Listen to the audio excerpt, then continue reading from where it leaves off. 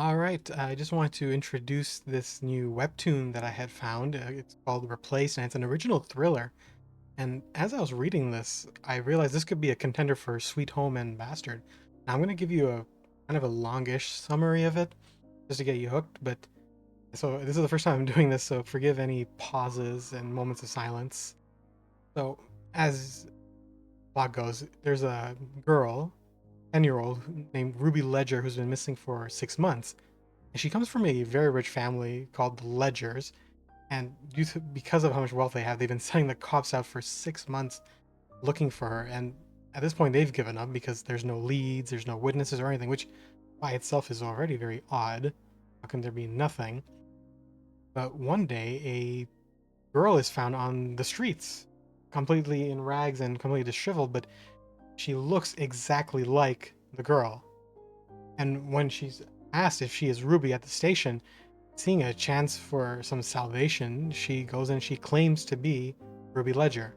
But from what we see in flashbacks, she does not. She comes from probably a very terrible family who's been doing nothing but abusing her. And either they left her out there on the streets or she was able to run away. But now she sees a chance for salvation, so she claims to be that missing Ruby Ledger.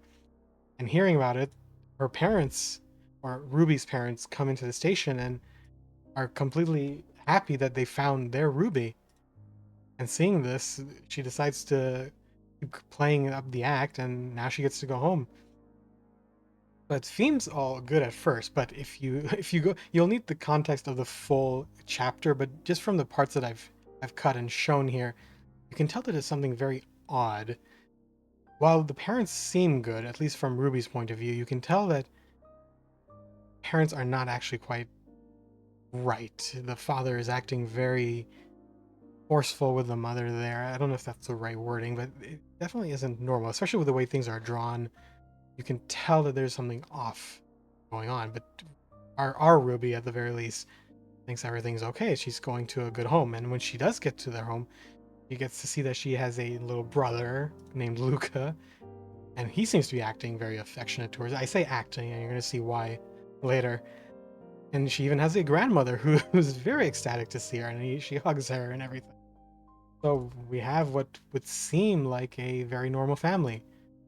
But then things get a little odd again. You get this older brother, comes with a very scary looking dog. I never noticed how frightening he looked, who straight up just attacks her. Now we can just assume that's because the dog knows that's not Ruby, but it's frightening. And there's also an earlier panel where when the grandmother's going for the hug, the father gets scared and he seems to like be worried that the grandmother's going to do something. So there's something already weird going on in this family, but we don't get to see more of that. And Ruby doesn't pick up on it right away, at least.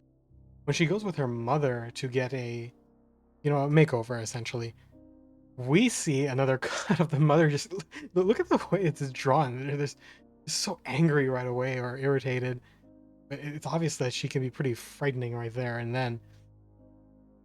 But the mother seems to be pressing her for information, like how much do you remember? And when she's asked by our Ruby exactly what she was like, she seems to be describing someone so perfect, but really, what kid is actually this perfect in a rich family, especially what was it, a 10-year-old girl? We don't really know.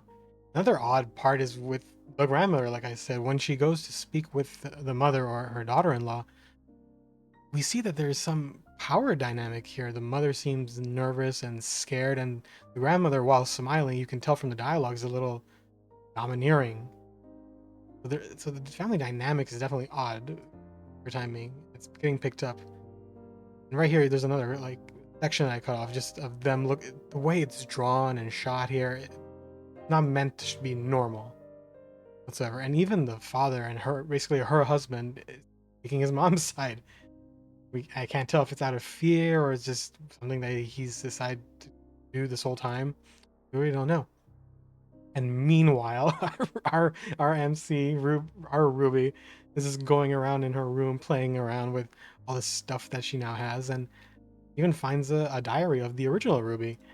When she's reading it, you can see that from our point of view, at least, we know it's not normal.